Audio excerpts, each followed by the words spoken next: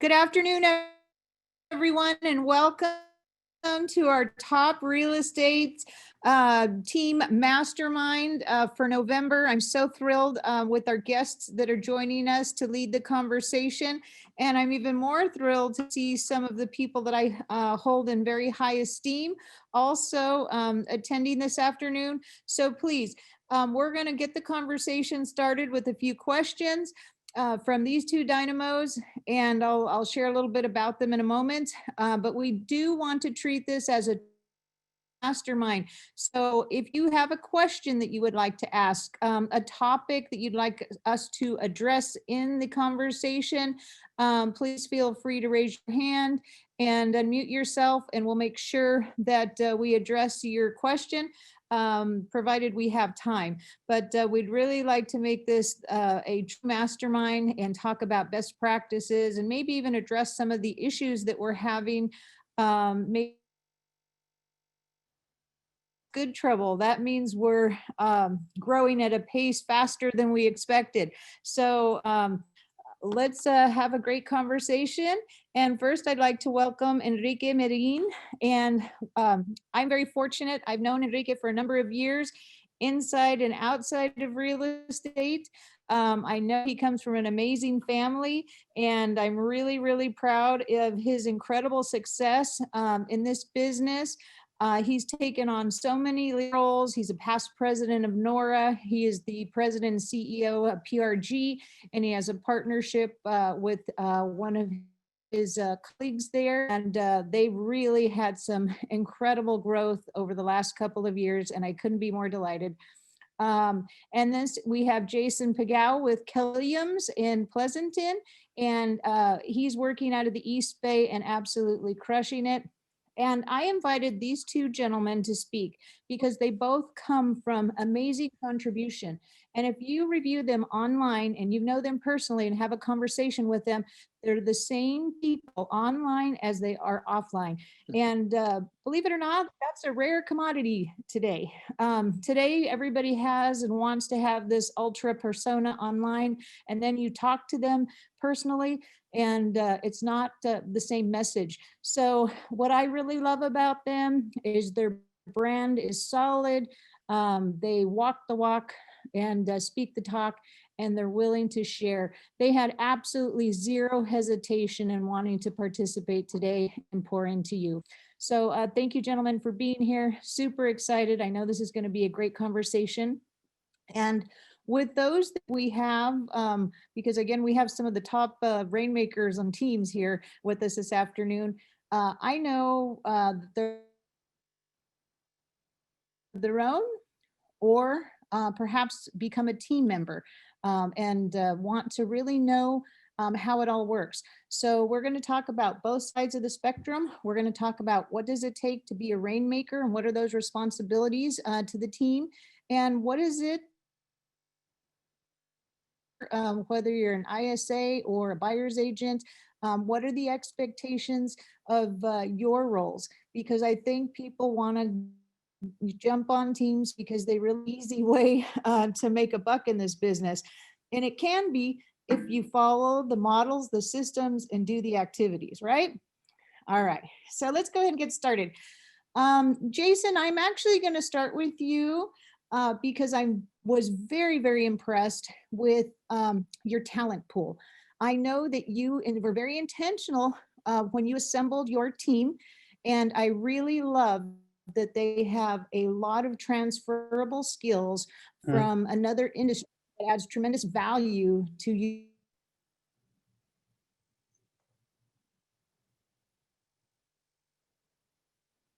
Organizational who you have on your team? Say that last part again. I'm sorry, I kind of missed the last 10 seconds.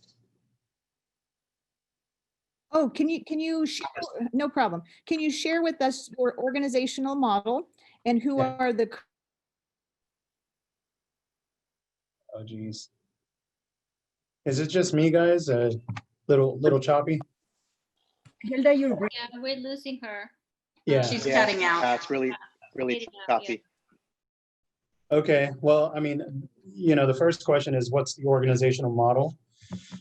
Before I even get to that, first of all, thank you, Hilda, for inviting me. I'm honored. I'm a regular guy, just I'm sure like many of us here, and you know, it's a privilege to be here to be able to share, you know, a lot of my experiences, what I've done with all you guys. And I see some heavy hitters there. Johnny, one of my team members, Johnny, is on. Got Paige, of course, Kenny Trung is on, and Sharon Fonseca. So thank you all for tuning in. First and foremost, you know, before the team was established, my first thought of a team was having buyers agents, you know, just again having buyers agents and hoping everyone sells. What I learned quickly because of that, from that mistake, I want to say, is I didn't have an infrastructure. So what I did was I reset and I started to build a team from the inside out. And I'm going to share with you guys my screen here so I could actually show you what my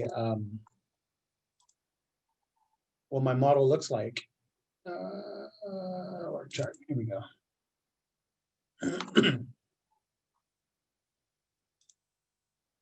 All right, so this is my organizational chart. First things first was, you know, find out what pieces needed to be put in place in order to be efficient, actually. So here at the top, it's me, team lead. I have an operations manager who kind of helps oversee things, especially when I'm away.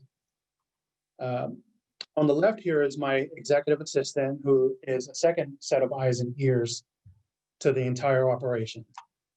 One of our VAs, Spring Daniel, she handles a lot of our marketing. So some of you guys might follow me on social media. I don't do any of my just listed sold campaigns, my real estate posts. The only time you'll know that it's me, it's a little secret. Only time you'll know it's me is if it's a picture of like my kids or one of my classic cars or something like that. We have Max Manette, who is our inside sales agent. All he does is make calls every single morning, 5 days a week. Cold calls expireds, cold calls, cancel listings, and a bunch of just lead follow-up. We have a listing coordinator, our listing specialist, Miranda Sang. She's crucial to the team. She takes a listing from listing agreement to market and everything in between. Moving on down here, I've got Marissa, who we call Missy. She's our online lead specialist. So all of our online leads coming in, typically, you know, a lot of team leads would have them filter to someone. She kind of, that this person either dispatches or they just take on all the leads. Her sole purpose is to take on every single lead, online lead. Moving forward, we got 2 transaction coordinators who are freaking awesome. And then the rest of our team members, you know, they all step in, they all bring their own talents. So that's sort of how our organization is built, and so far it's been pretty efficient. Enrique. Hilda, are you back? Yeah, Okay. I'm here. Just trying to minimize the amount of power that I'm applying to this. Okay, because the internet seems to be a little sketchy. My apologies for that. But I did want you to elaborate a little bit on your team in terms of where you found that talent, because I really recognize you as having this amazing talent pool. Everybody has a very diverse background, all finance and real estate related or customer service related, but I know that they have to add tremendous value to your team. Can you share with people how you organized your talent? Yeah, I mean, it's for me, it's super simple because I have a methodical way of living life, period. Like everything I do from the moment I wake up, it's almost like a mechanism. Wake up, you know, get myself ready, do all my morning stuff, get the kids ready, you know, make all that good stuff. So when the team was formed again from the inside out, it was formed with the right pieces. So what pieces did I need to fill in order to have a, an efficient flow? And that's essentially how I was able to, you know, sort of picture the team and started. I don't really even want to say I recruited, because everybody who's come to me came to me organically. Like, let me share my screen again, if you don't mind here.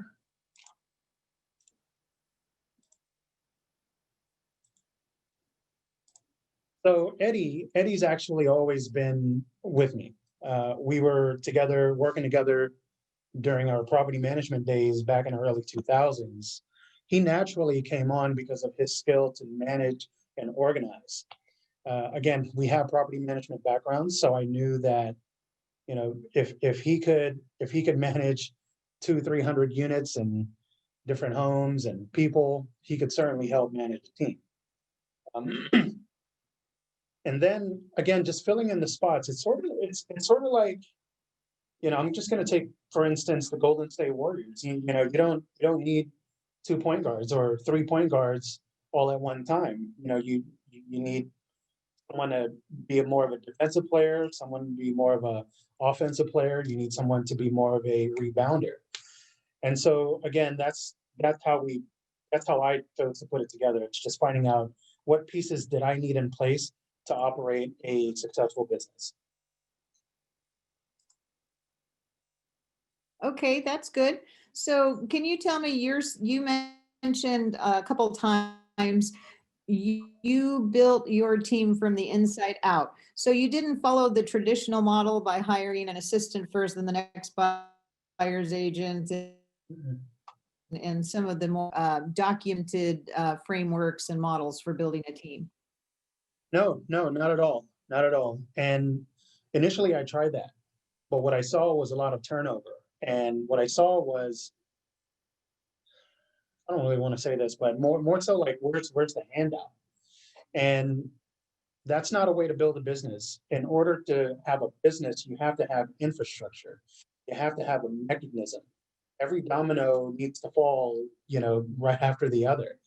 And, so building from the inside out was so important. And it was all about putting the right pieces together, the right pieces in place. So that in the unlikely event that I do have turnover, it's simple plug and play every time. Because you're filling that particular assignment or link in the puzzle. Got it. That's correct. Okay, that makes sense. You're always training to a particular job and responsibility and role. That's great. And it's interesting that you do bring up the word turnover in the first, 5 minutes of the conversation, because I think that is one thing that does happen at a very high level in teams, and we should definitely expect that and have a conversation around that. And you've just given us one example on how to mitigate, problems that arise from that. So thank you for sharing that. Okay, let's go to Enrique. Enrique, the same question. Tell us a little bit about your organizational model, how you work, the roles of your teammates, and a little bit about your operation, if you don't mind.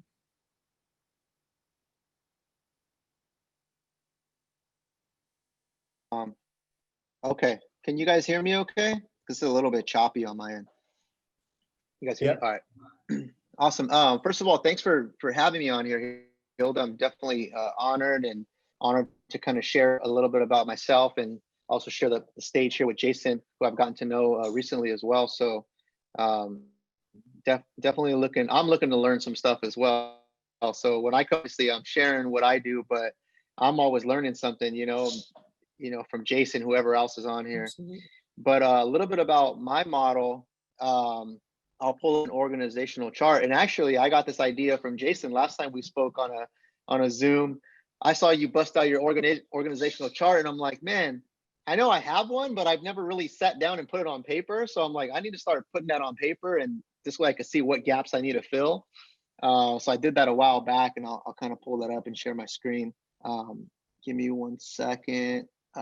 Hilda, can you allow me? It's a copycat world, and I took it from someone else. So I'm glad you're using it. Yeah, you are a co-host, so you'd be fine. Jason, did you want to Okay. say something? Oh, no, I was just saying, Rika, it's a copycat world, and I took the organizational part from someone else, so I'm glad you're using it too. Definitely. It says I'm not able to share my screen. It's disabled. Okay, let's go back. Oh, you know what, Jason, you probably have to stop sharing your screen. There we go. Okay. Working now? Okay. Yeah. All right. Let's see here. Okay. So you guys should be able to see me here. So I'll go ahead and pull up mine. And here's a quick tip. You guys use Canva. Canva is a great platform to do graphics and stuff. And that's what I use a lot. I know Kenny uses Canva a lot as well. How do I go full screen? It's not letting me here. Yeah, so here's my chart here. If you guys can see that, basically I'm the team leader and CEO. I have a business partner as well, Jason Palomino, who's co-founder. His role is kind of the VP and sales manager. So he basically helps manage all the sales team. And our sales team is comprised of senior associates or senior agents and junior agents as well. We have a handful of agents who have been with us for several years now, who've grown with our firm. So we recently implemented a mentorship program to help get some of our junior agents up to speed, and it's been working out really well. So you'll have our 3 senior agents here at the top, and then under them, we have a list of all of our junior agents who pretty much in the beginning are acting as ISA. So they're setting appointments for the senior agents to help them close and retain the clients. And then they're also acting as their showing agents as well. So they're handling like some of the showings and stuff like that to create leverage for my senior agents. And as the junior agents start rising up in their skill level, then they're going to go up to this next category of senior agent, and then they'll be able to help the incoming agents who are coming on board.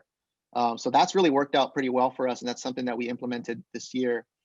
Then on our operational side, my role is pretty much, I'm kind of the ops manager, so I'm overseeing kind of all the operations. I'm still in production, but it's been a point of mine to get out of production. So over the past few years, I've slowly scaled down how many transactions I'm doing myself as we start to grow and build the team. So as of right now, I'm only taking listings on. I'll take a buyer here and there if it's like a close friend of mine.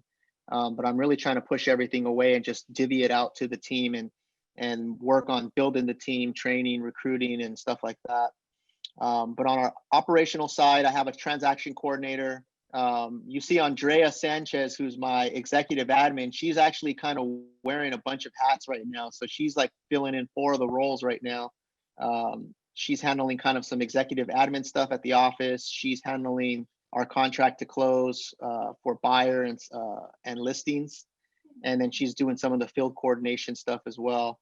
I do a lot of the marketing stuff as far as creating content and stuff like that, but it's a seat I'm looking to fill. And then we have some outsourced services on the bottom, like our bookkeeping. We recently hired on an accountability team. They're basically a team of virtual assistants who are handling a lot of the accountability, making sure the agents are following up with their leads, reporting their numbers, things of that sort.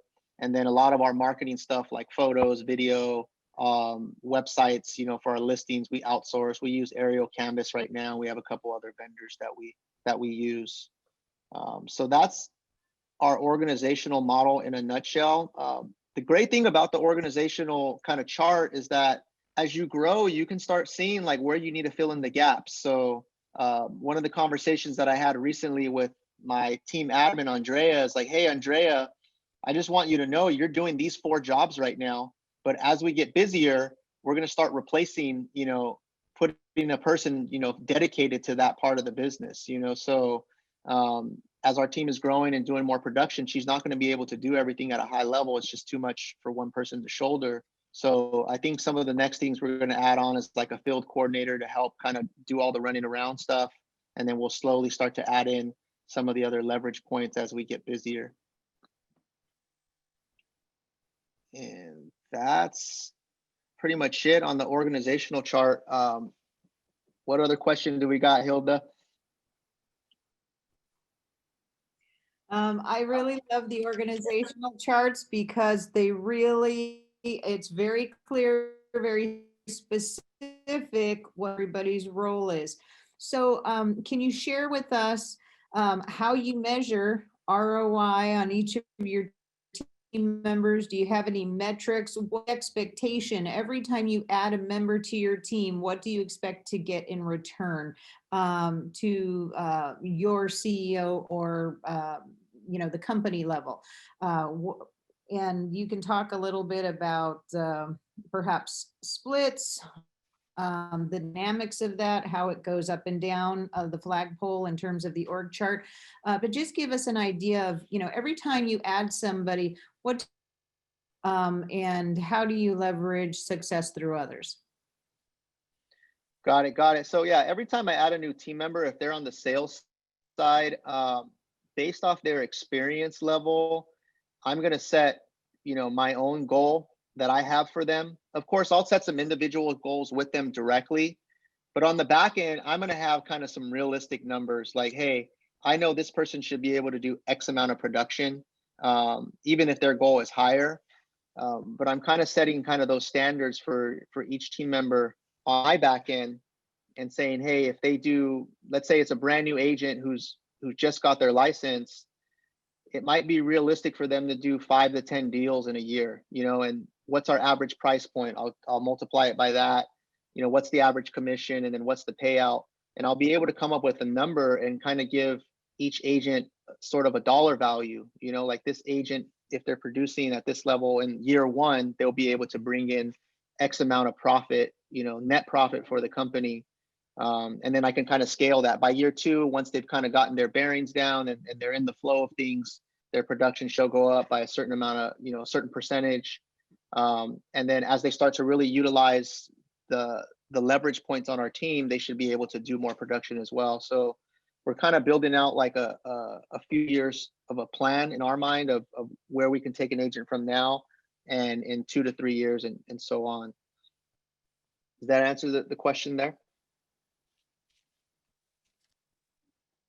I think so.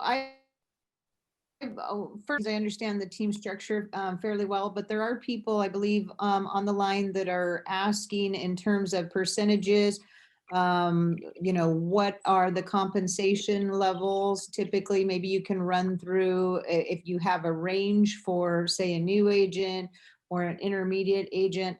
And let's face it, there are people who don't want to lead generate, or they feel it's not their strong suit or just not what they like to do. And there are other roles that they can fit on the team. And then their compensation is commensurate with their duties. So how do you handle that? Have you reached that point where you're really segmenting duties and giving compensation or awarding compensation accordingly? Or are you working primarily real estate agents and everybody's on, a fixed split? Yeah, so the way we kind of run it is we have a tiered system based off where the lead came from, because we're bringing in, probably 70 to 100 leads a week that come in through various channels for our team. So we're funneling a lot of business to our agents. So they have a steady stream of leads that are coming in from that they can count on from the team. And then of course, we also teach the agents how to tap into their social media, their friends and family and things of that sort to generate their own business on their own. So we have a tiered system where there's 3 tiers basically. If we provide the lead to the agent, let's say it's a Zillow lead and I give it to the agent sets the appointment on their own. It's basically a 50-50 split. Now, sometimes I'm setting the appointment for the agent, or sometimes when we had an ISA on our team, the ISA was setting the appointment for the agent. So that's less work that the agent had to do. It was the team provided the lead and we set the appointment. So they have to chase that lead down for months or days to nurture that lead. So on those, we were typically paying around 40% split if we set the appointment and we provided the lead. And then there's higher tiers where if the agent is bringing in their own business, they're getting between 60 to 70% based off their experience level on their own business. So they're always going to make the most money on any leads that they bring in on their own because we have less costs on those leads. And then it's going to be like either a 50-50 or slightly lower if we're providing the lead for them. Now, the big takeaway though is we're not selling splits. Like I don't sell splits, is not what I sell on my team. You know, if we're just talking about leads and splits, then you can get that anywhere out there. You know, that's not the game that we're playing. We have actually, you know, there's probably at least 8 to 10 different ways that we compensate our agents. And I can share that with you in a second. I can share my screen, but some of it's going to be like we provide office space, right? So the agents don't pay for desk fees, anything like that. They don't pay for any marketing material. They have a transaction coordinator and a full-time admin to help leverage and take care of all the back-end stuff for them. Our CRM, all of our systems that we've built, they don't pay for any of that. So the way I look at it and the way I position myself to my agents is that we're partners with you. This is a business partnership. You're not just an agent on my roster. That's not the business model I'm selling. It's a partnership in where the team and the company provides so many resources for you, and then the agent provides all their hard work and effort, and together, depending on where the business came from, then we split up the deal accordingly. And what that's been able to do is, you know, I have agents who are brand new, you know, no previous experience, closing 15 million in their first year, you know, with no previous real estate experience, because we were able to give them so many leads, so many resources, and teach them how to close, basically. So you have stuff like that happening on our team.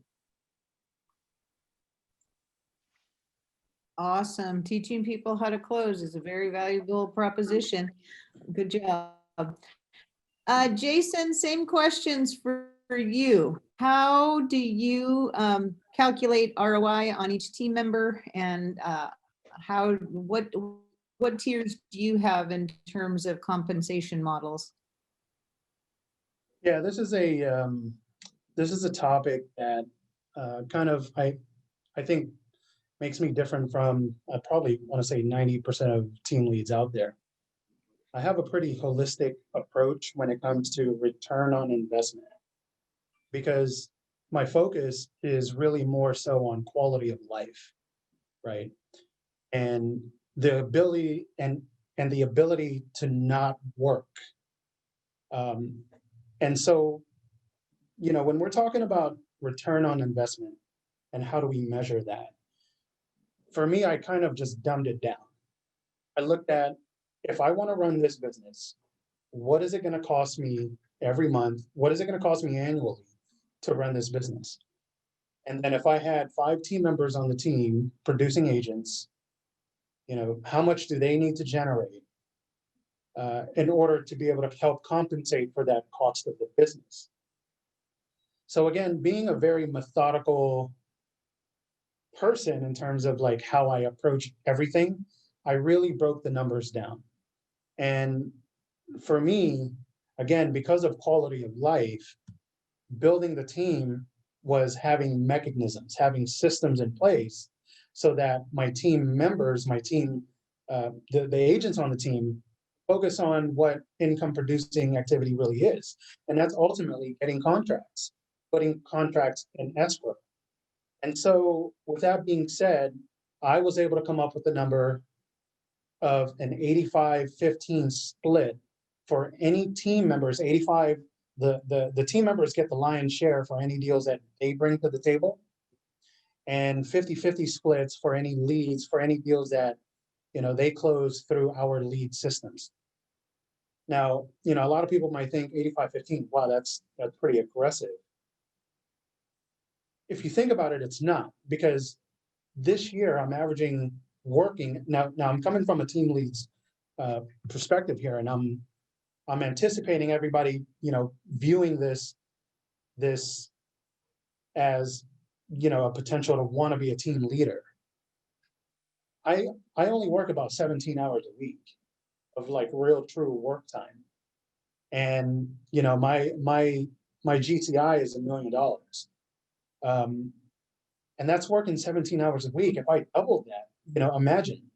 But again, having that holistic approach, wanting to be healthy in life, wanting to be able to spend more time with my kids, wanting to play more golf with my friends, wanting to go on classic car cruises, doing the things that makes me be present in life.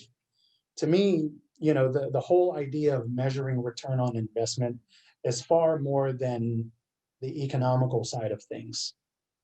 It's again more so of just being mentally healthy, physically healthy, being present, at my son's karate kids classes or karate classes, or being present to, heck, even the team meetings here. So that was the approach as it related to as it relates to return on investment. So it's that same approach is what I tell my team members.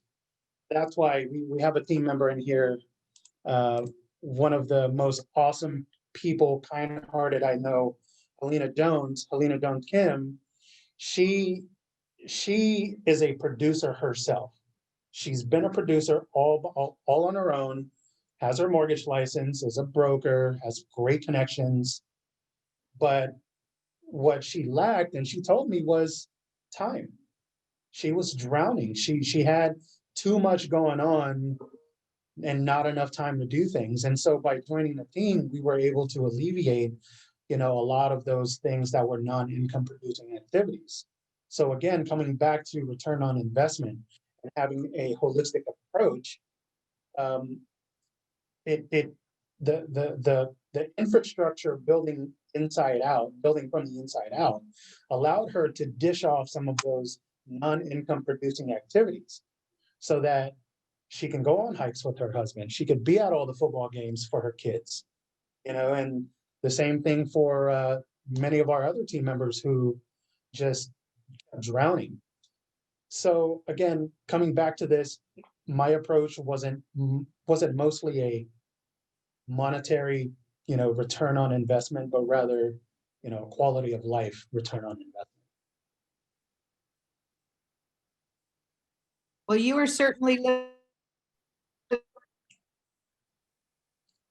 you value your time over and that's why you probably find success through others. And that's really what the team model is designed to do, right? It's designed to go 7 levels deep, or if that's what you want to call it, or 7 levels up, so that you can run the operation and be the director of the success of the team. And I know that it takes time to get to that level. So what was your greatest factor in achieving that so quickly? How long did it take you to get to that level where you finally have the right people in place and you can step away from the day-to-day activities? Yeah, I started the team. I started calling myself a team in 2016, but we didn't kick into gear until about late 2018, and that's only because I didn't really understand how to run a business. And once I understood how to run a business, I understood the idea of not taking on everything myself. I also understood the idea of sharing the wealth, because sharing the wealth means alleviating yourself of time. Time allows you to produce more, and the wealth just comes right on back. And so, again, I started around 2016. 2018 is when we really kicked into gear. And now I think we're just on remote control. That's awesome. Can you tell me what the average number of transactions each one of your team members closes per year? Well, we have different level of team members. I know collectively we are we're on pace to do about 116 transactions this year. And there's really only 5 producing agents on our team. So it kind of goes back to, it goes back to efficiency and consistency and the ability to work on income producing activity. And so, yeah, it's kind of rough. It's rough to just say, we have an average of this, because I mean, at least I look at it as a collective. Fair enough. Can you tell us, are you becoming more purposeful and intentional and finding people who really are going, they have great sales skills, finance, they might have exceptional contacts like such as yourself. I mean, if you come from property management, that tells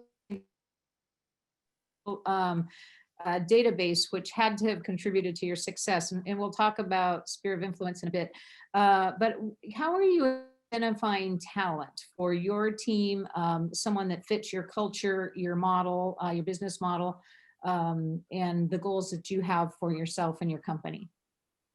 Yeah, so I mean, it's funny because I never recruited, not one person on the team. I think we all became friends before we became a team. And I think that's the beauty about how we operate, because it was built organically.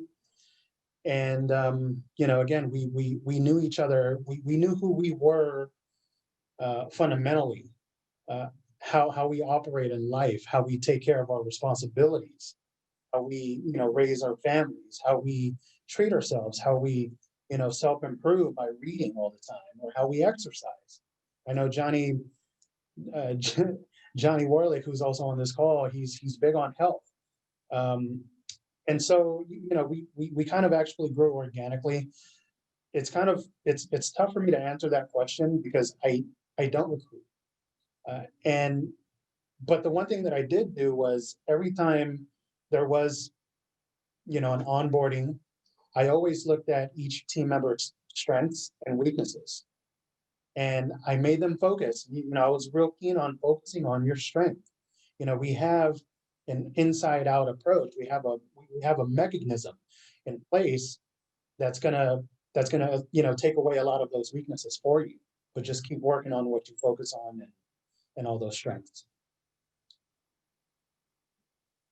My dear, you are recruiting, but you're recruiting through attraction, and that's a very good thing. You definitely want to be at that level. I think that's the highest level of achievement that you can have in a business, but you are recruiting through attraction and through your results-driven business. So congratulations. All right, Enrique, some of the same questions for you. How do you find great talent? What are you looking for in new team members, and how are metrics in terms of adding ROI to your business? Yeah, so the question of how do I find talent, or how have I recruited team members? I've tried and failed, with different ways. So early on, when I first started forming the team, when we really started trying to take this thing seriously, probably about 4.5, 5 years ago, I was pretty much hiring anybody who wanted to work with me. It was like, hey, we got this team, join our team. Here's, why you're going to join.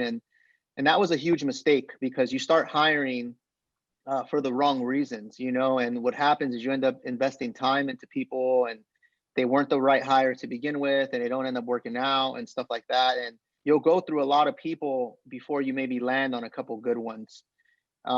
So after, doing that for a while and failing, I realized that wasn't the way to go. Going through coaching as well, and taking advice from other mentors, what's really going to work for you is creating a culture and defining what that culture should look like, and defining who your ideal candidate would be, and sticking to that before you hire someone. So that was a mindset shift and a strategy shift a few years back, of just, who's my ideal agent? How would I like them to dress? How would I like them to talk? How would I like them to show up? What kind of energy do they have? What's their mindset like? A set of core values that we follow, So we have, 6 different core values that we follow. How do they measure up to those core values? Doesn't necessarily mean that they hit those, on the mark, but do they aspire to hit those? What's the kind of conversation they have? So it turned into creating that culture and sticking to that. And in turn, I began to attract those same type of people. So in the beginning, it was, finding those people. And then once those people came on my team, those people attracted other people. I've ran ads, I've used Wise Hire, I used Indeed. I've met a lot of candidates, but I've never hired anybody, or there's probably very few that have stuck with me that came from an ad. All the people that are on my team and really having success are people who are attracted to the message that I was putting out there. Another one of my strategies is also putting content. So if any of you guys follow me on social media, you'll see that I put out videos. I'm on these type of Zoom webinars. I'm documenting my stories, stuff like that. I'm putting stuff on YouTube, and I'm basically putting out the vibe that I'm into, the people that I'm looking for. And what happens is I get the direct message. Hey, I like what you're saying. Hey, I'm looking to join a team. Hey, are you guys hiring? So it's just sticking to that. It might be a longer process and it might take a lot longer, but what happens is you end up attracting the right type of candidates that you're looking for through that process. What was the next question? How do you measure ROI per team member? What those expectations are in terms of their roles and their contributions, and then how do you measure, what are your expectations in terms of, each person you bring onto your team, what type of net effect is that going to have on the operation? And yeah, that essentially that. I think I talked about that in the previous answer I gave, but to kind of piggyback off what Jason was talking about, is a big thing that we preach on our team is we look at the 7 equities of life, pretty much the will of life. So of course we want everyone to produce and put up numbers and stuff, but that's only one piece of the puzzle. We have to look at all the other areas of life. So I'm looking at how people carry themselves, holistically as well. Are they taking care of themselves? What's their mindset like? Do they take care of their health? How are they with family? And that's how I'm measuring the success. If I have someone on the team that's just making money and closing deals, but everything else is crumbling, I don't feel successful. I don't feel like I'm having a positive impact on them. So it's a big part of our training and what we focus on is the personal development side, because I truly feel that if someone can become a better person, or if they feel better about themselves inside, they're going to perform a lot better in the workplace. So when we're doing training, we do training every week, we meet every week. My trainings will flip-flop from actual business training to development training, where we're sitting down, we're talking about our goals, we're talking about our fears, we're talking about more the deep stuff, the mushy stuff that people run away from. And ever since I started implementing that, you just seen a change in our office, a change in our culture, a change in the vibe and the energy. So I would say that's really how I'm looking at the ROI is how are my agents doing on a whole, not just on the financial side. So important to your people, and it is definitely beyond the buck.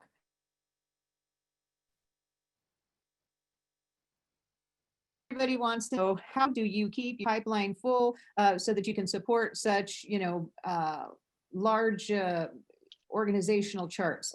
So let's get into the heavy questions that everybody wants to know.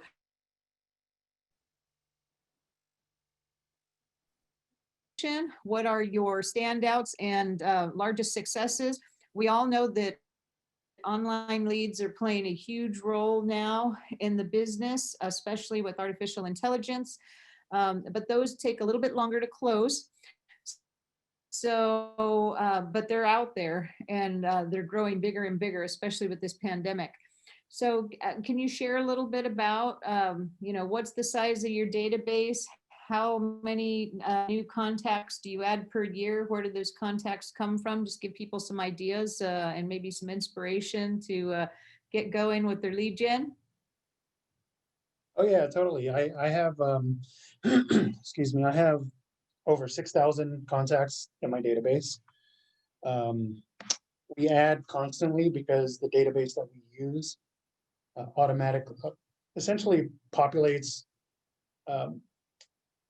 from all the lead on like on the, excuse me, on all of the online lead systems, they automatically populate into our database. So we're constantly adding contacts to the database, and then we're dripping on them. So what was the other question? I'm sorry. What are your what lead gen sources are your greatest outcomes? Where do you pick up the majority of your business, if you don't mind sharing? And then I'm Oh. also curious, have you started in Command yet? No, no, we don't use command. I mean, if we're, this is kind of a third party, mastermind group. I like to control my own information. I like to control my own database or data. So we use a different database, and I could share that. Well, we use Chime, which in my opinion is probably one of the best databases out there, especially for teams. But I like having control of it in the unlikely event, that I switch gears again, I control it. But so some of the lead sources, well, many of the lead sources come from Facebook, social media, Zillow, homes.com, Realtor, our website, even Google, Yelp even. And I don't think we ever, like as a team, I don't think we ever had an issue with getting leads. The real issue was following up on the leads, right? Because someone who follows up like an ISA, that's a full-time job in itself. And so one of the things that we've done is we brought on a third-party company called Agent Assist, who I pay about $7,000, $8,000 a year, and they get all the contacts. They're the ones with a call center. They're the ones doing all the follow-up. They're the ones setting the appointments for us. Once we get the appointments, they go to the prospective team member that it should go to. So again, it never really had an issue with leads. The issue was always with the follow-up.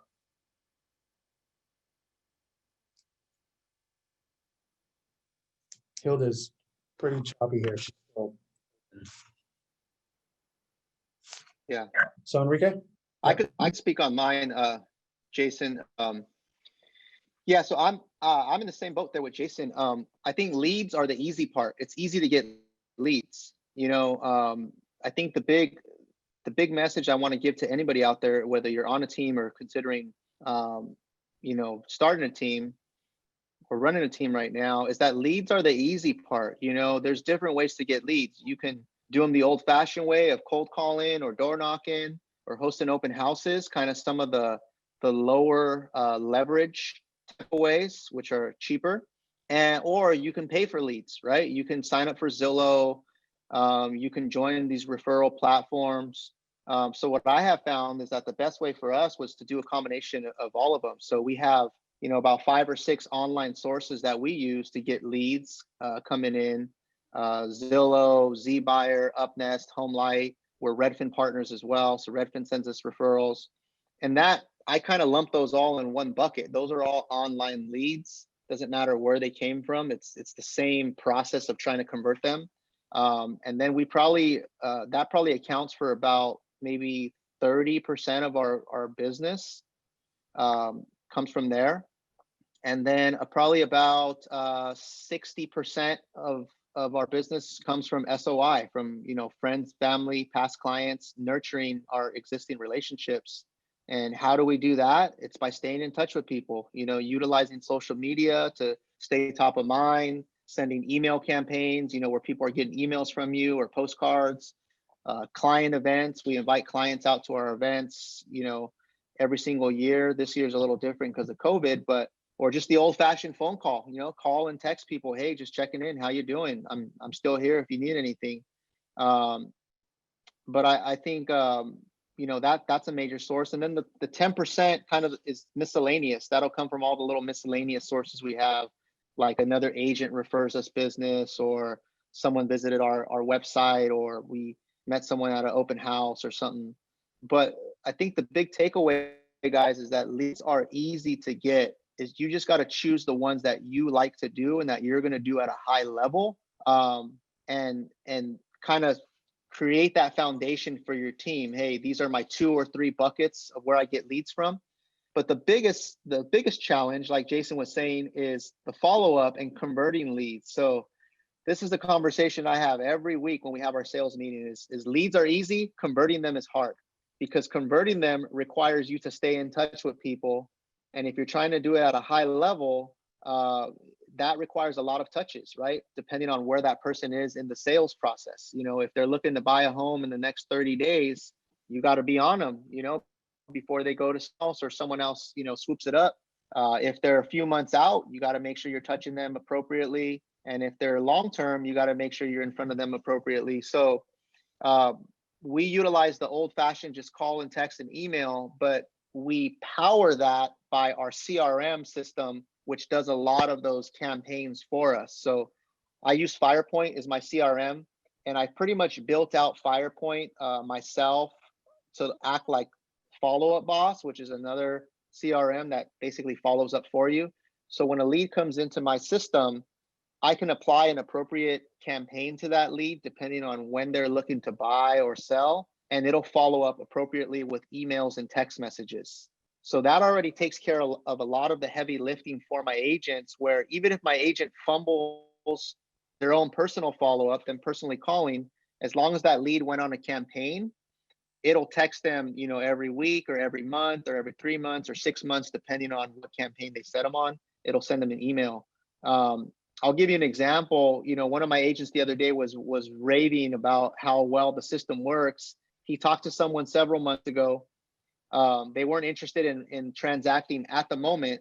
And so he just put them on a campaign to follow up in 3 months. He totally forgot to even call them himself, but the campaign went out and texted them and emailed them 3 months later. And he just gets a random response. Hey, thanks for checking in on me. I'm looking to buy, next month. So when you have those systems in place, it can do a lot of the heavy lifting for you, and make you more efficient with the conversion. So that's really a focus for us. It's just how do we convert leads at a higher level, and also how do we generate referrals at a high level as well. The different stages, which is attract, convert, deliver, is kind of how we group it. You do all this stuff in the front end to attract leads, all the stuff in the middle to convert them at a high level. And then once you convert someone, you have to deliver the goods. You have to deliver that 5-star service. You have to make sure you're delivering what you promised to them so that they can have a great experience with you. And they're going to want to now refer their friends and family to you, and you get referrals out of that. So if you just dumb this whole thing down and just look at your business from attract, convert, deliver, and segment it that way and fill in the gaps, I mean, you're already, halfway there, I think. So I hope that answers some of the question.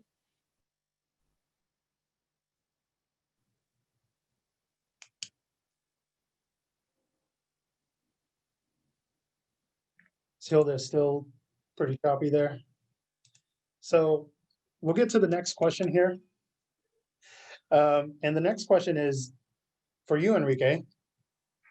What do you do to prepare contacts, and how do you convert them?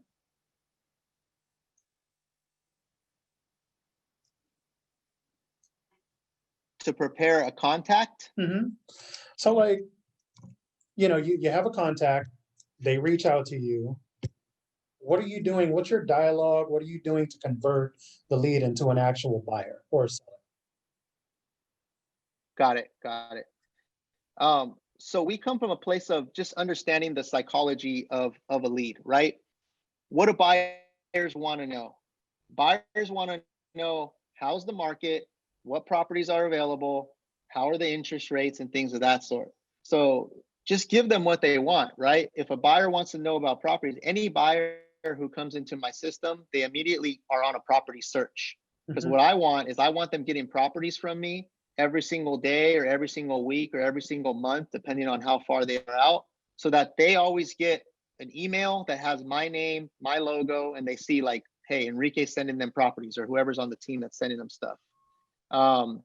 Every single client becomes part of our email database as well. And I'm putting out 2 videos a month with content. So one of them's a market update and one of them's a tip for buying or selling. So they're getting that from us as well. Here's a market update. Here's a tip for buying or selling. And then in between that, they're getting phone calls and texts from the actual agent if it's me or someone else on the team. So I would say we do that to help nurture the client through that sales process. And that's kind of the strategy, just making sure they don't forget who we are. Now, if I have to go, a little bit deeper, let's say now we're going to set that appointment or the client is ready to meet with us. I'm trying to influence that meeting as much as possible by selling my services and my track record ahead of time. So if a client we're going to do everything's on Zoom now. A lot of our meetings are on Zoom. So when we book that appointment for a buyer consultation, immediately they're going to get an email confirmation from us, which basically tells them how excited we are to meet with them. It tells them, here's the Zoom link, for our meeting. It's on this date. It also breaks down the value proposition of what they're going to get when they meet with us. When you meet with us, these are the important things we're going to go over, which makes us different than the other agents. I also include links to all of my reviews. So here's my reviews on Zillow. Here's my reviews on Google. Here's a client testimonial video from someone that we've helped. Here's a link to our website so you can see our team and how our team is situated. So essentially, I'm doing it's like a pre-list packet, but for a buyer, right? A pre-buying packet or a pre-buying email. And that's going to help ensure that the client, knows why they need to meet with us on Zoom. I believe if you don't create a reason or a big enough value proposition on why they need to show up to that Zoom meeting, it's going to be easy for them to cancel on you, forget, say something came up or anything like that. And we do the same thing for sellers as well. It's tailored more towards the selling, what you need to do to sell, reviews, testimonials, our marketing approach, all those things. Right. Yeah. So I have a very similar approach in terms of nurturing, drip campaigns and so forth. But I think the initial call for me is really just having that base foundation of integrity, honesty, and just being a person of truth. It's sort of like when you talk to someone, you can almost have a 10-second conversation with someone and tell if they're bullshitting you or not. And when you have, again, that true honest approach, and you're telling clients information, what they need to, what they should hear, that to me always gains their trust immediately. And then of course, the rest just works itself out. So Enrique, what type of technologies do you use to support your business? Is it simply just your database, or is it, do you have a communication platform? Do you have, some sort of filtering technology that, dishes leads out? What are some of the technologies that you use?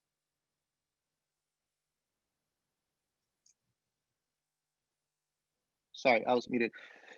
So I want, real quick before I talk about that, I wanted to second what you just said right now about being genuine with people. The other day we were playing around coming up with a slogan, and I was like, hey, my team puts the real in real estate, because we're real with people. You know what I mean? Like, I don't need to convince you to buy or sell, or why you should buy or sell. I need to guide you every step of the way, right? I need to make sure you know exactly what you're getting yourself into.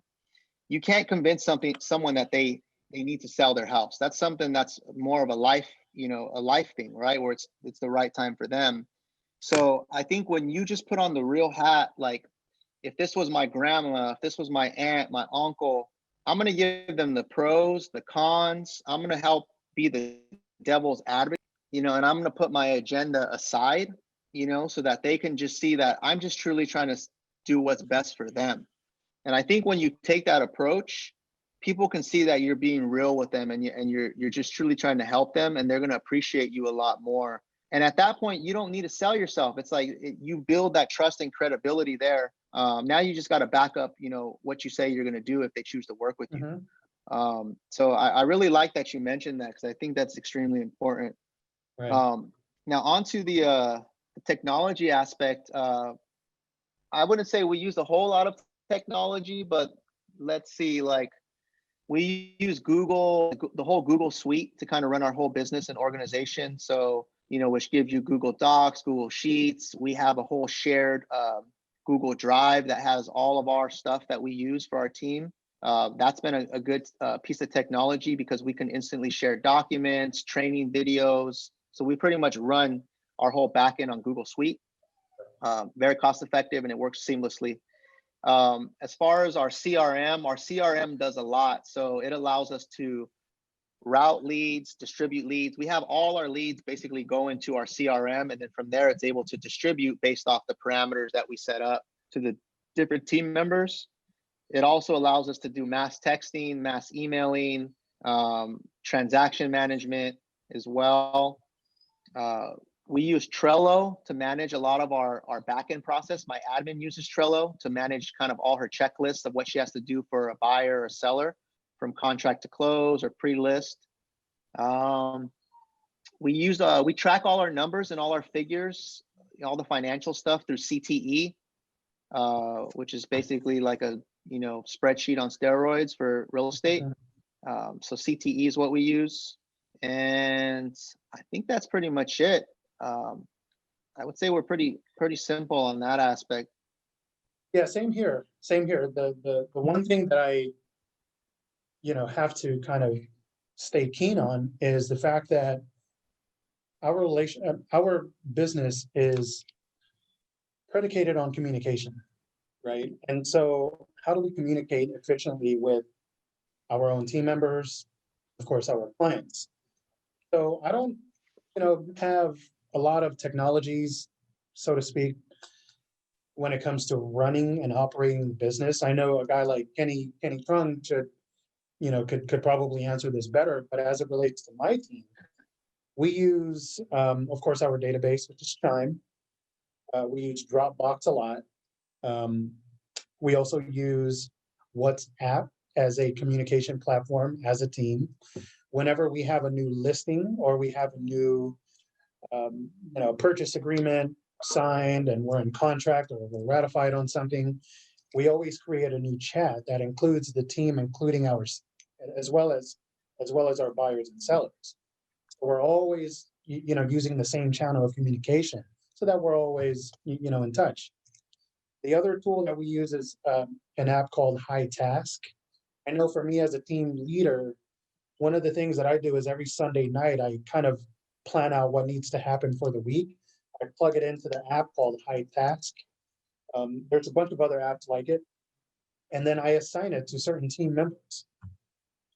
What else? I mean, that's pretty much it. I mean, I know a lot of team leads use Slack as well, which is a really, really cool communication platform. But for us, it's super simple. WhatsApp, High Task, database, and of course, all the other technologies like Disclosures.io, Dropbox, DocuSign, and so forth. Let's see. Yeah, we're similar, man. We use WhatsApp as well. WhatsApp is awesome for communication, and it's free. DocuSign, of course, Dropbox, like all those things, we use those as well. I forgot to mention those. Oh yeah, totally. So gentlemen, I wanted to ask, both of you, the topic of conversion really came up as being, you both commented on how easy it is to get leads, but conversion is definitely the key. So what type of training do you do with your teams to increase the rate of conversion? How do you track that to make sure that your efforts are paying off in results? Yeah, so I'll start on this. So regarding conversion, that, from what I found, is one of the most difficult things that we have to do as agents. So what I did to sort of alleviate that from the team was I brought on a company called Agent Assist, who essentially nurtures, tracks, and follows up on all the leads for us. So that when they're handed over, they're pretty much warm leads and ready to go and see a property. It's something that I eliminated because, again, it was so challenging to convert a lead. It's hard to take a Zillow call and try to convert them.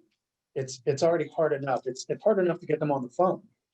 And so that's one of the things that I did as a team leader, to eliminate that and just connect and just convert them to warm leads, whenever they got transferred over to us. I think that Enrique also mentioned that he's using Agent Assist. Are those VAs who are overseas? The one that I use, no. I'm told that the folks that they have in their call centers are not overseas. Okay. Who knows? Do you have to train them yourself? Do you give them your own scripts, or do you run off of their samples or their models? No, I actually chose this company because they have pretty good models and dialogues themselves. They initially follow up with a text message, then a phone call, an email, another phone call, an email, and then they give me a weekly kind of summary of what's happened for that week. So no, they have a pretty good dialogue. Fantastic. Enrique, what's your experience been with Agent Assist? I haven't used Agent Assist, but Oh, okay. I thought you were. I kind thought of you touch on also the. were. Go ahead. I I'm use sorry. some. So to touch on the conversion, what we've done is we've built out a process for every single lead. So we have campaigns that we use in our CRM. So let's say an agent sets an appointment today to meet with the buyer. Part of their process, we have a lead management policy, is they have to apply a campaign, which is now going to give them a list of tasks that they have to do for that lead. So some of the tasks will be like add them to the calendar, put them on a property search. They have to can response, basically an email to our accountability team saying, breaking down the details of that lead. It's basically the tracking and reporting for that lead. And then what we have an accountability team that we're working with called ERS, which are VAs who now take all that data and put it into a sales scorecard so that we can track what happened with that appointment from when it was set. Did they meet with that appointment? Did that client sign up? What happened with it? And now we can really hold our agents accountable to making sure that they're taking that appointment from a set to a met to a signed. And every week when we have our sales meeting, those are the metrics that we're looking at. Those are the numbers that my team is, they know they're going to have to report their numbers in front of everyone. How many appointments did they set? How many did they meet? How many did they sign? We're holding them accountable to basically, say what they did that week and how it went. And then we're backing that up with an accountability team that manages all that for us in the background. And we can get numbers for each agent and see how each agent is performing with the leads. And then when we have our one-on-one meetings, we can coach them like, hey, it looks like you're setting a bunch of appointments, but none of them are showing up. What's going on there? Do we need to work on your scripting, or do we need to work on your qualifying, or met to sign? You're meeting with appointments and you're not signing any of them. You're not converting them. You're not signing a buyer agreement, or you're not signing a listing agreement. What's happening there, and we can coach them accordingly. Awesome. Someone great. Good stuff. Someone asked about signed in the chat. What we mean by signed. So our team, we use a buyer loyalty agreement. It's kind of like a buyer agreement, I guess, and that helps us gauge the client's commitment to working with us.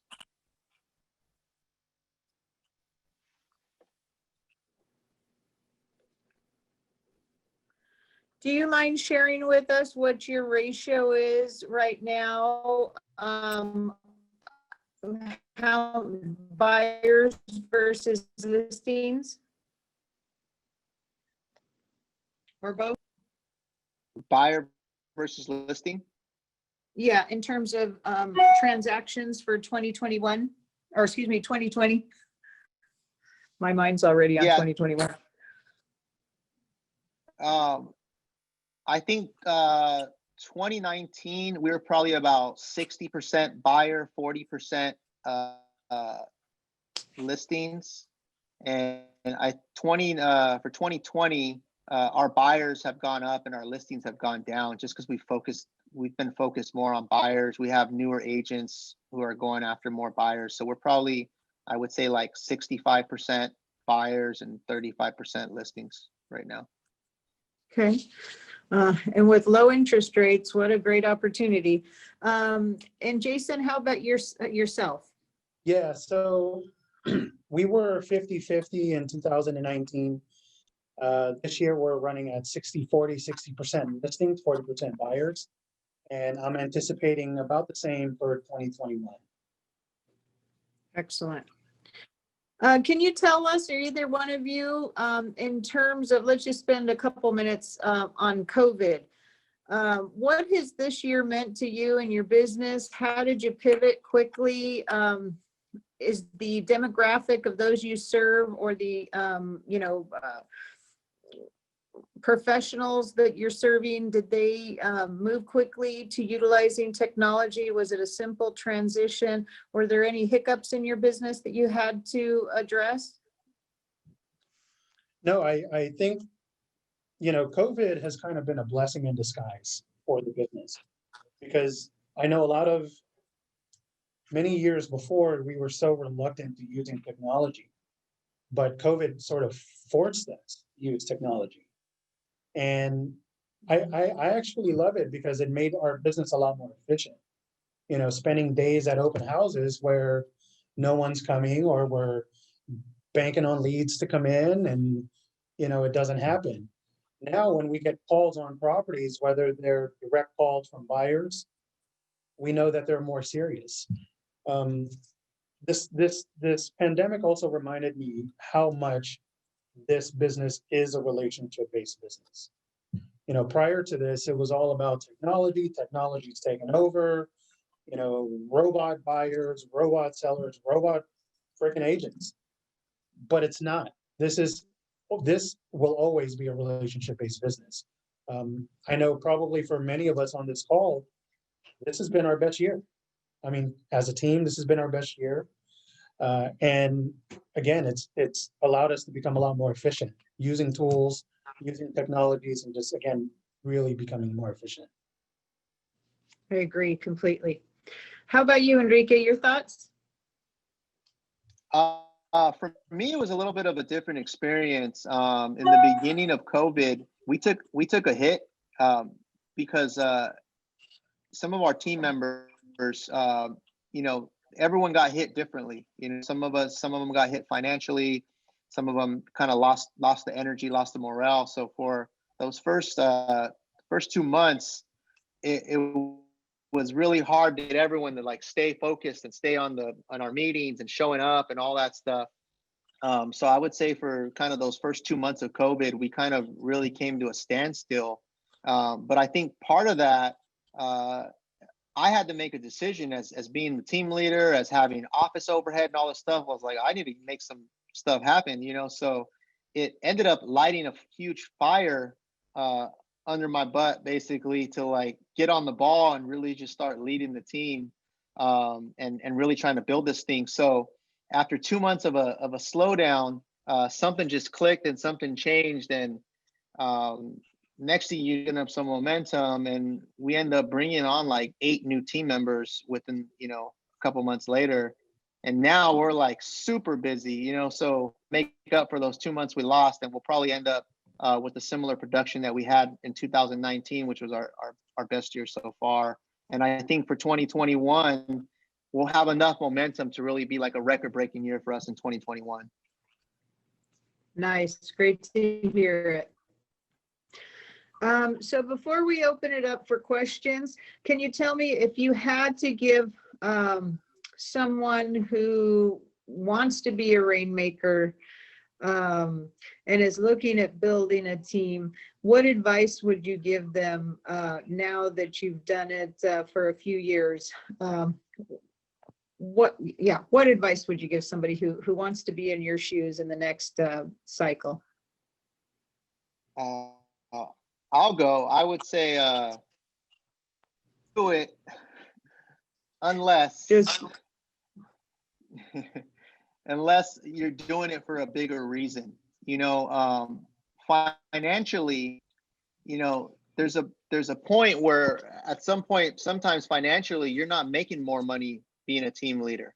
You know, if you're in that middle phase of maybe doing, you know, 40 to 60 deals a year, and you have a team and you're paying out splits and you're paying for stuff, profitability wise, it may not be more money than if you were just to do 20 deals yourself, you know, and not have a team and not have all that stuff.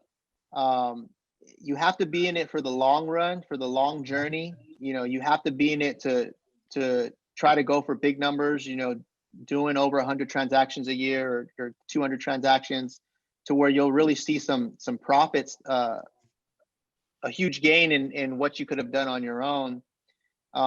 The other thing is that you need to want to do this for the reason of giving back and getting some fulfillment out of helping other people, and not just for the financial gain.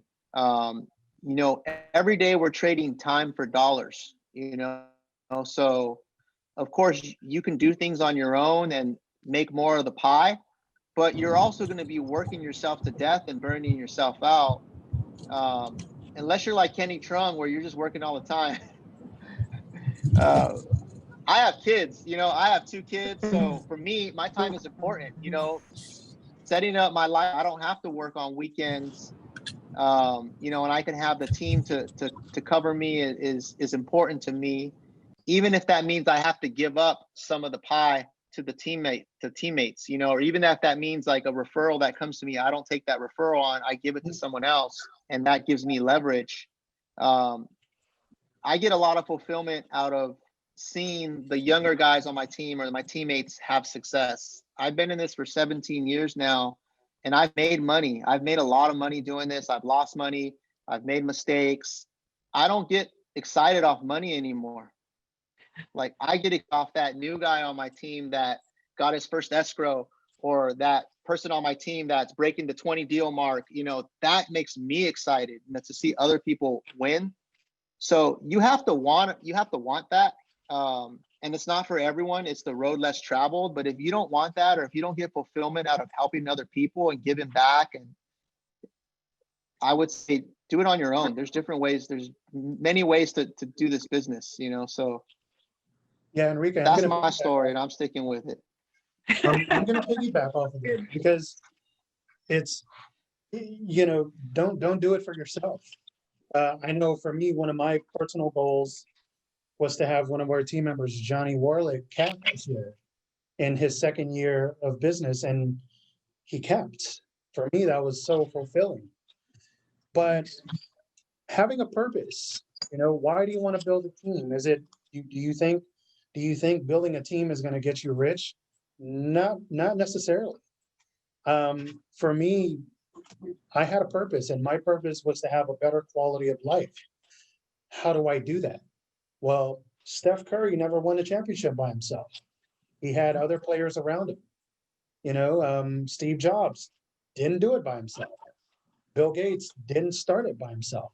So there's always a team surrounding you, and I accepted that. And then the second thing is, if you do plan on building a team, you got to have systems. You got to have a plug and play process. If you don't, you're just going to be running a team, you know, on the fly. And that's no way to run a team. You really got to have systems and processes. Absolutely. And I know Kenny's on the call. Kenny, do you want to answer that same question? I'd love to hear your perspective. Yeah, what was the question? I was listening and working. Oh, no worries.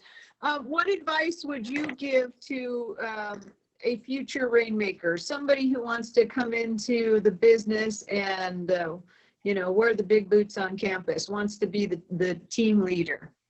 I mean, like hopping on these calls is really, really important. Early on, I learned about modeling through coaching. Like, every team here is ran much, much differently. So you kind of want to see the structure of your team. I really want to emphasize, Enrique is really accurate. Like being a team leader is not that much more profitable. Sometimes, like I remember quarter 4 last year, my assistant made more money than me. So like you're riding those cycles. So maybe if you want to be create a big team, join a team first, kind of see how they operate, and then take the steps you like. Mastermind with other team leaders. Like I've had lunch with Jason. I've been on a couple. Met with Enrique. We've been on webinars together. Kind of exchanged best ideas and best practices. Because then there's different types of team. There's like, it sounds like there's like I don't know, some like Rockstar and Minions, or there's like partnership teams, or husband and wife, or lots of structure. It's taken me a while to build my team. We're pretty much running at brokers now. I actually have 75 agents on my team.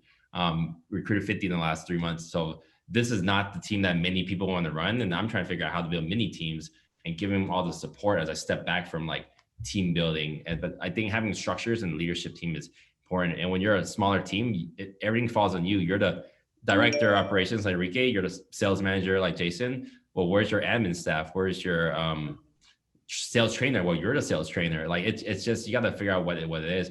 And can you groom agents on your team? Like Enrique, we're actually doing that right now with the mentorship program. We have 6 mentors we're putting into pods. I learned that from another team leader recently, to have 10 agents to 1 ratio where they have accountability. We'll give them a small salary and override on the splits so they can run these mini teams for each other. But you got to figure out whether you want a big team or a SWAT team. SWAT teams are more profitable. It's just a handful of you. You're very efficient.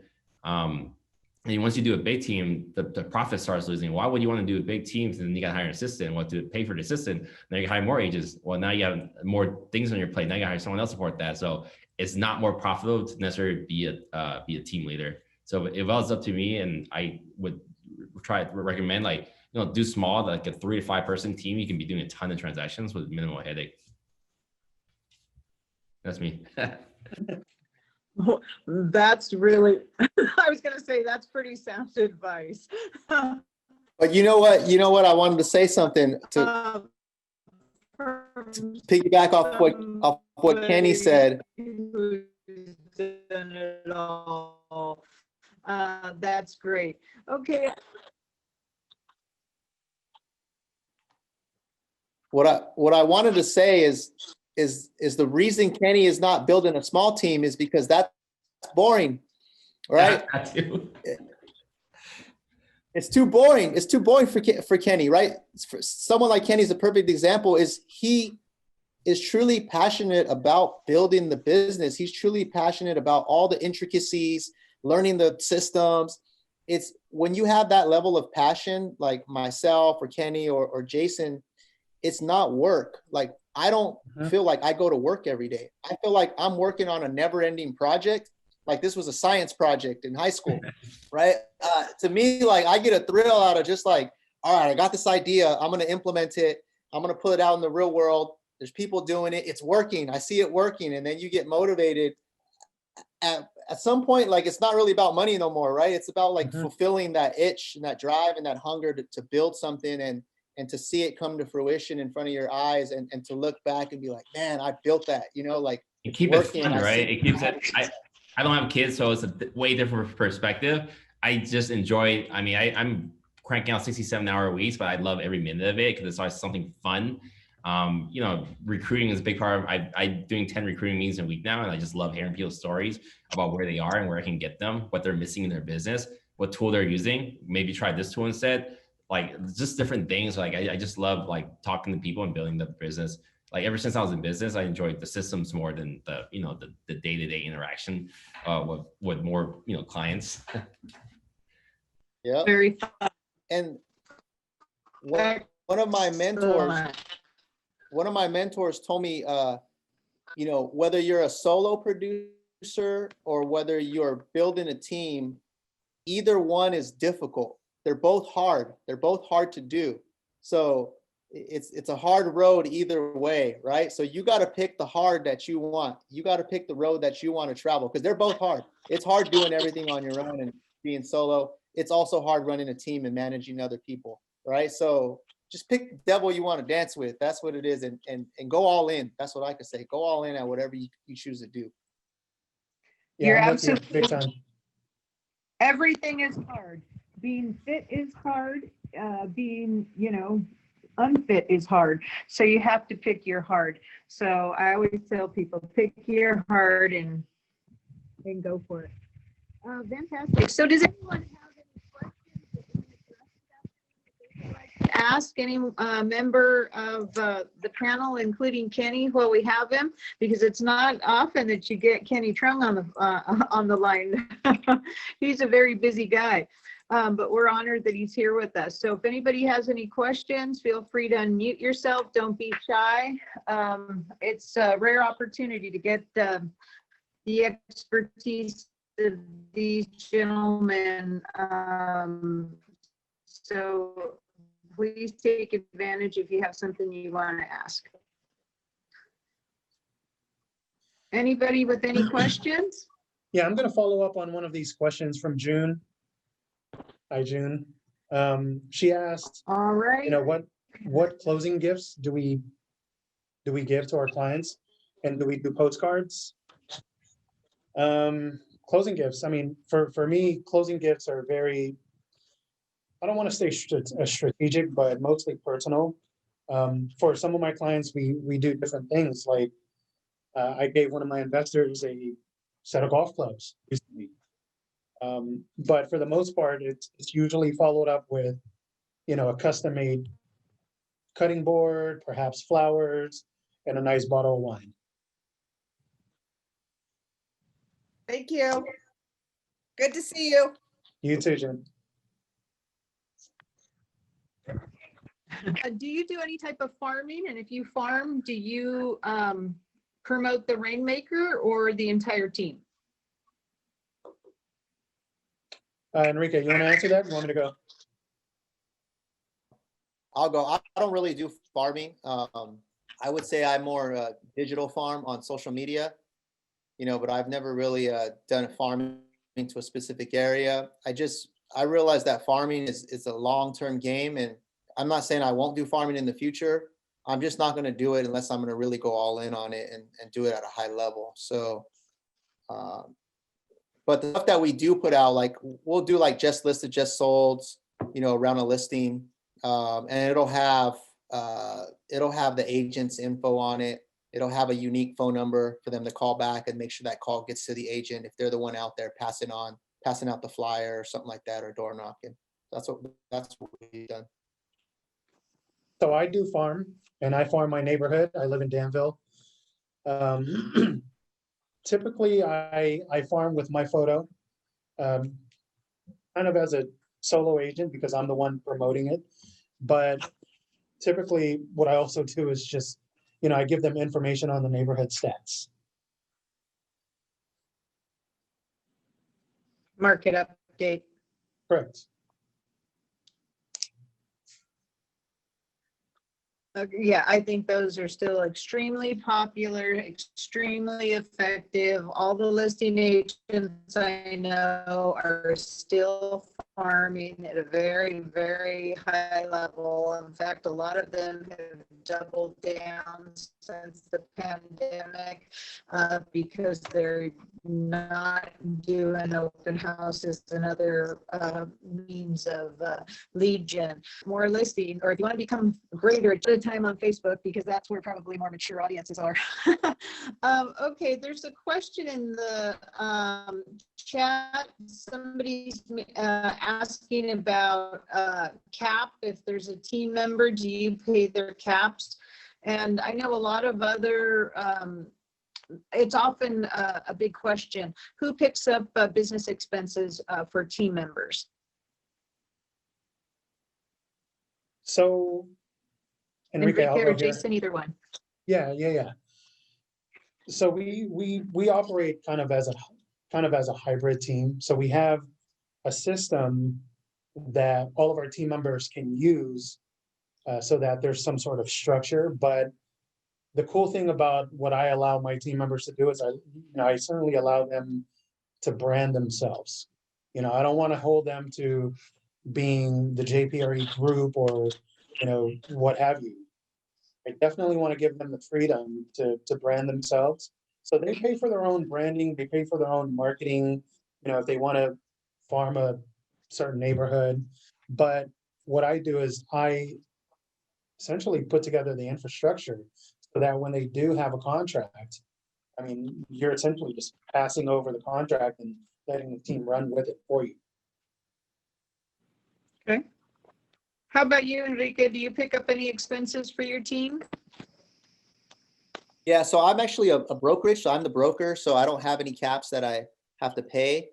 But I do pick up a lot of the expenses for the team marketing stuff. So, business cards, signs, flyers, and stuff like that. That's all part of, our value proposition to our team members, our partners. If they want to do anything outside of that, like on their own marketing stuff, they're free to do so. But the team members are pretty busy with everything that we're already doing. So I tell them, just save your money. Okay. Are your splits different for listing versus a buy side, or is it just per deal based on agent's production? For me, it's per deal. Per deal?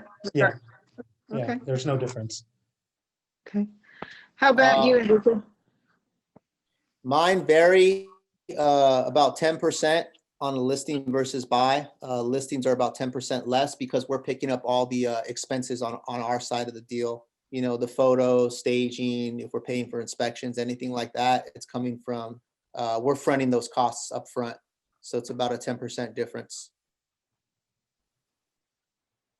Now, are you fronting them and getting reimbursed, or you're just covering the expense?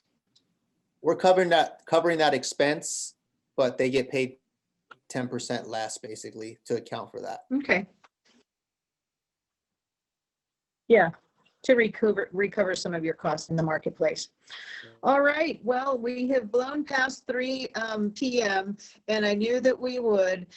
And I just want to thank you all very much, both our attendees and our presenters, for going all in this afternoon and sharing a lot of their experience and their value proposition, and really sharing a lot of their business secrets. And I applaud you both, and thanks, Kenny, for chiming in.